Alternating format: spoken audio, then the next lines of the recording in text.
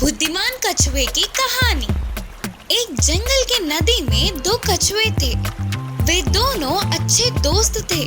हमेशा मिलजुल कर नदी में सैर करते थे। पहले कछुए ने कहा, अरे दोस्त चल ना यार, दूर के उन फूलों के पास कौन पहले पहुंचेगा देखते हैं। हाँ, ठीक है, मैं तैयार हूँ ना।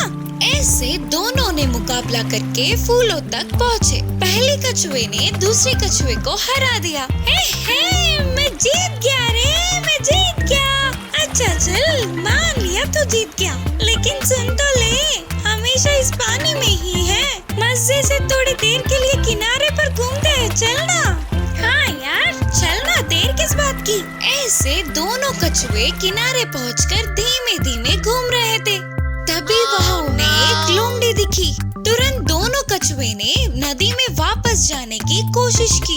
इतने में लोमड़ी ने उन्हें देख लिया और तेजी से आकर कछुओं पर दोनों पैर रखी। तुरंत अपने सिर को शरीर के अंदर करके कछुए लोमड़ी के परखने तक अपने प्राणों को हथेली में रखकर बच के निकलने की सोच रहे थे। इतने में पहले कछुए को एक उपाय सूझी। उसने अपना सिर बाहर रखकर बोला, अरे रे लोमड़ी मामू, तुम कितनी भी कोशिश कर लो, हमारे शरीर का एक टुकड़ा भी नहीं खा सकोगी। क्या? ऐसा क्यों? हम किनारे पर आते ही हवा से सख्त होंगे, सिर्फ पानी में ही नरम होते हैं। चाहो तो तुम एक बार मार के देख लो। तब लोमड़ी ने अपने पैरों से एक दो बार मार कर देखा और बोली, अरे हाँ, सही कहा, बहुत सख्त है। खाए तो दांत टूट जाएंगे, लेकिन मुझे अभी बहुत भूख लगी है, क्या करूँ? उसमें क्या है लोमड़ी मामू, थोड़ी देर के लिए हमें पानी में भिगाओ तो फिर से नरम नरम होंगे, तब तुम आराम से खा सकोगे। उनकी बातों से लोमड़ी ने सिर हिलाया। लोमड़ी भी तो चालाक था ना, उन्हें पानी में रखकर भी कहीं वे बच के निकल ना ले करके अपने दोनों पैरों से उन्हें दबा कर रखा। फिर से बुद्धिमान कछुए ने कहा, लोमड़ी मामू, हम तो भीग गए, लेकिन तुम्हारे पैर रखने वाली जगह नहीं भीगे, इससे पूरी तरह से नरम कैसे होंगे? हाँ, सच में पूरी तरह से गीला नहीं हुए। उनकी बातों को सुनकर लोमड़ी अपनी भूख को बुझाने के लिए कोई और रास्ता नहीं होने पर पैरों को निकाल दिया। तो बस झट से वे दोनों कछुए पानी की गहराइयों में चले गए और लोमड़ी से अपने प्राणों को बचा लिया। इस कहानी से हमें यह सीख मिलता है कि मुसीबत के समय बुद्धि से काम लेना और समय के साथ चलना बहुत जरूरी है। नाचने वाला बंदर। एक जंगल में एक बंदर था। वह बहुत ही शैतानी था। बाकी के बंदरों से खुद को महान समझता था। हमेशा सभी बंदरों से अपनी तारीफें करवाता था। वह उन सब से महान था ना, तो कभी कभी भीड़ से दूर जंगल में अकेले घूमता था। इसी जंगल में एक बहुत चालाक लोमड़ी थी। वह भोजन के लिए सारी जगहों में घूमती थी। उसका आना देख लोमड़ी के हाथ लगेंगे तो काम खत्म करके बाकी के छोटे छोटे जानवर बच के निकल जाते। इससे वह पेट भर का भोजन खाकर बहुत दिन हो गए। एक दिन खाने के लिए ढूंढ रहे लोमड़ी को बहुत सारे फलों से एक आम का पेड़ दिखा। उन आमों को देखते ही उसे खाने की इच्छा जागी। इस पेड़ के आम बहुत स्वादिष्ट होते हैं करके सबके मुंह से सुना था। आज किसी भी तरह इन्हें खाकर मेरी भूख को बुझाना ही होगा करके सोची लोमड़ी। लेकिन आम इतने ऊंचाई में थे कि उसको नहीं मिले। फिर भी उछल उछल कर उन आमों को लेने की कोशिश की। कितना उछलने पर भी फल नहीं मिल रहे थे। लेकिन ऐसे स्वादिष्ट एक आम को तो खाना ही है करके दृढ़ निश्चय किया। ऐसे बार बार कोशिश करती रही। इस लोमड़ी को देख पेड़ पर बैठा शैतान बंदर गिर गिर के हंस पड़ा। उस बंदर को देखते ही लोमड़ी को एक चाल सूझी। ओ मेरे सुंदर सा प्यारा सा बंदर दोस्त, तुम किस बात की? और तुम्हारी तारीफें ना करे तो ये मुंह किस काम का? बोलते हुए शुरू किया। पहले से ही तारीफों से फूलने वाला बंदर लोमड़ी की बातों से और उबर गया। तुम्हारे चलने से ही मोर नाचना सीखेगी। तुम चलने से अच्छा उस पेड़ पे नाचोगे तो उसकी सुंदरता एक अलग ही बात होगी। मुझे तुम्हें पेड़ पर नाचते हुए देखना है। करके लोमड़ी के बोलते ही वह बंदर खुशी से उस पेड़ पे इधर उधर उछलने लगा। इससे बहुत सारे आम नीचे गिरे। लोमड़ी की खुशी का ठिकाना ही न रहा। उन सारे फलों को टोकरी में डालकर बोली, अरे ओ टेढ़ी बंदर, तेरी पागल को देख नहीं पा रहे हैं, बस कर अभी। बोलते हुए और चार बातें सुनाकर उस फलों के टोकरी को लेकर उधर से झट से भाग गई लोमड़ी। अचानक घटित इस घटने से शैतान बंदर चौंक गया। इस कहानी की शिक्षा है कि तारीफों से उबरना नहीं। जादुई हथौड़ा। रामापुर नाम के गांव में चंद्रैया नाम का बड़ाई था। वह बहुत ही गरीब था। तरह तरह के वस्तुएं घर की चीजें तैयार करके उन्हें बेच के कमाए हुए धन से अपने परिवार को चलाता था। एक दिन काम से बाजू के गांव जंगल के रास्ते जाने वाले चंद्रैया को जाल में फंसा एक हाथी दिखा। राहदार, जल्दी इस जाल से मुझे छुड़ाओ, नहीं तो शिकारी आकर मुझे बंदी बनाकर ले जाएगा। बोलकर गिड़गिड़ा रहा था हाथी। हाथी के दुख को देख चंद्रैया हिल गया। तुरंत जाकर उसे जाल से छुड़ा लिया। फिर उस हाथी के पास एक हथौड़ा प्रत्यक्ष हुआ। राहदार, मैं एक जादुई हाथी हूँ। तुम्हारी अच्छाई और तुम्हारी मदद से प्रसन्न होकर मैं तुझे इस जादुई हथौड़े को दे रही हूँ।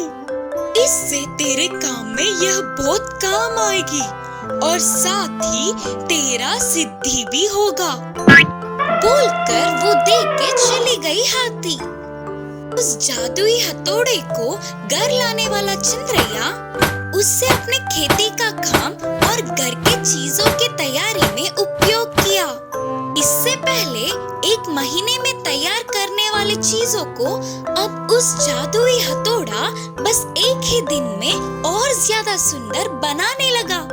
उसके व्यापार में बहुत तरक्की होने लगी। आसपास के गांव के लोग भी चंद्रैया के पास ही आकर अपने पसंद की चीजें खरीद रहे थे। इससे हाथी के दिए हुए जादुई हथौड़े से चंद्रैया को अच्छी कमाई हो रही थी। अभी के जुबान पर सिर्फ चंद्रैया का ही नाम होने पर इन सब से चंद्रैया के बारे में जानने वाले बड़े चोर सोम और दाम उसी रात को बिना आवाज किए दीवार कूदकर घर में घुसे। तब तक चंद्रैया तो गहरी नींद में सो रहा था। अरे वाह, शेर तो गहरी नींद में है। क्या टाइमिंग है यार अपनी। सोना और कैश जितना चाहे उतना चुरा लेंगे रे। ऐसे दोनों चोरों ने सारी कीमती चीजों को अपने बस्ते में डालने लगे। थोड़ी देर में उन्हें एक पेटी में संभाल के छुपाई हुई हथौड़ा दिखा तो उसे देख के वे चौंक गए। हमारे तालों को खोलने के लिए ये काम आएगा ना रे। हाँ, पेटी में इसे छुपाया है ना तो बहुत कीमती होगा। सोचकर दोनों चोरों ने इसे लेने का प्रयास किया। इतने में वह हथौड़ा उड़ के दूसरी जगह चली गई। अरे अरे, ये क्या है रे, हमसे ही खेल रहा है। हाँ, हमें नहीं जानता है ना भाई। फिर दोनों ने उस हथौड़े को पकड़ने की कोशिश की। बाप रे बाप, ये तो कोई साधारण हथौड़ा नहीं है, ये तो जादुई हथौड़ा है रे। भागो। हाँ भाई, आपने सही कहा, चलो यहाँ से भाग जाएंगे। दोनों चोर सोम और दाम चुराए हुए सामान को वहीं छोड़कर अपने प्राणों को बचाने के लिए भागने लगे। एक जंगल में दो बंदर रहते थे। उन दोनों बंदरों में एक लंगड़ी थी तो दूसरी अच्छी बंदर। ये दोनों रोज दोस्तों की तरह एक ही जगह रहते थे। घमंड ज्यादा था। लंगड़ी बंदर को हमेशा चिढ़ाती रहती थी। एक दिन अच्छी बंदर पेड़ पे चढ़ के फल तोड़ के लंगड़ी बंदर के सामने बैठ के खा रही थी। तब भूखी लंगड़ी बंदर ने पूछा, अच्छी बंदर, मुझे भी थोड़ा फल दो ना, भूख लगी है। हैं? तुम्हें और फल? मैं मेहनत करके पेड़ पे चढ़कर तोड़ लाई, तुम्हारा लंगड़े पेड़ से चढ़कर तुम ही ले लो। मेरा पैर टूट गया ना, पेड़ चढ़ने नहीं आता। इसीलिए तो तुम्हें लंगड़ी बंदर बुलाते हैं। लंगड़ी बंदर, तुम्हें फल चाहिए ना? फल वल नहीं, कुछ नहीं मिलेगा, जाओ यहाँ से। हा, लंगड़ी बंदर बोलते हुए चिढ़ाकर अच्छी बंदर हंस रही थी। अच्छी बंदर की बातों से लंगड़ी बंदर रोते रोते वहाँ से दूर जाके एक छोटे से पत्थर पर बैठती है। फिर उसे एक छोटा सिक्का मिलता है। फिर रोते रोते बड़े पत्थर बैठे तो उधर बड़ा सिक्का मिलता है। सिक्के मिलने की खुशी में लंगड़ी बंदर आगे 3 पलटी मारती है। ऐसे 3 बोरियों के अनाज प्रकट होते हैं। ऐसे ही पीछे से 7 पलटियां मारने पर 7 बोरी अनाज के प्रकट होते हैं। इन्हें देखकर खुशी से पागल होने वाली लंगड़ी बंदर ने कहा, अरे वाह, इतने सारे बोरियां आए, इनको बेचे तो बहुत सारे पैसे मिलेंगे। सोचते हुए उन सबको बाजू के एक गाड़ी में रखकर धीरे से लंगड़ाते हुए जंगल पार करके पास की दुकान में बेच देती है। ऐसे मिले पैसों से केले खरीदकर वापस अपनी जगह पहुंच जाती है। वह एक पत्थर पर बैठकर केले खा रही थी। ऐसे लंगड़ी बंदर को देखने वाले अच्छी बंदर को भी केले खाने का मन हुआ। तुरंत लंगड़ी बंदर के पास जाकर अच्छी बंदर ने पूछा, लंगड़ी बंदर, मुझे भी ये केले दो ना, प्लीज। हाँ, अब तक मैंने फल पूछा था, तूने दिया क्या? मैं नहीं दूंगी। नहीं दोगी क्या? ठीक है, फिर तुम्हें ये फल कैसे मिले?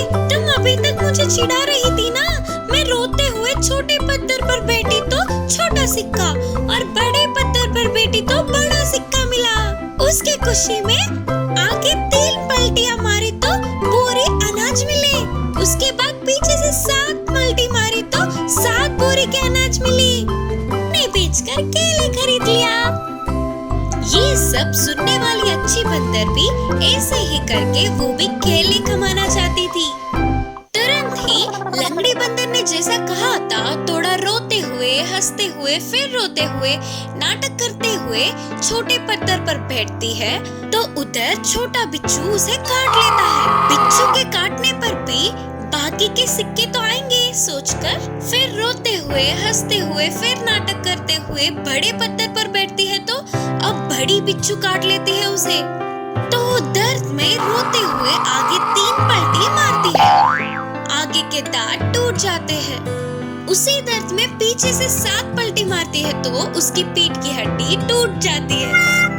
अब खड़े भी ना हो पाते हुए रोते हुए बैठती है। अच्छी बंदर को उस स्थिति में देखकर लंगड़ी बंदर को बहुत तरस आती है। अरे रे, क्या हुआ? उतनी चोट कैसे खाई? ठीक है, छोड़ो, उतनी मेहनत मत करो, मैं तुम्हें केले दूंगी। जब तुमने पूछा था तब मैंने फल नहीं दिया, फिर भी तुम मुझे अपने केले दे रहे हो। मैं नहीं, तुम हो अच्छी बंदर। से उसकी घमंड ठिकाने पर आकर दोनों अच्छे दोस्त बने।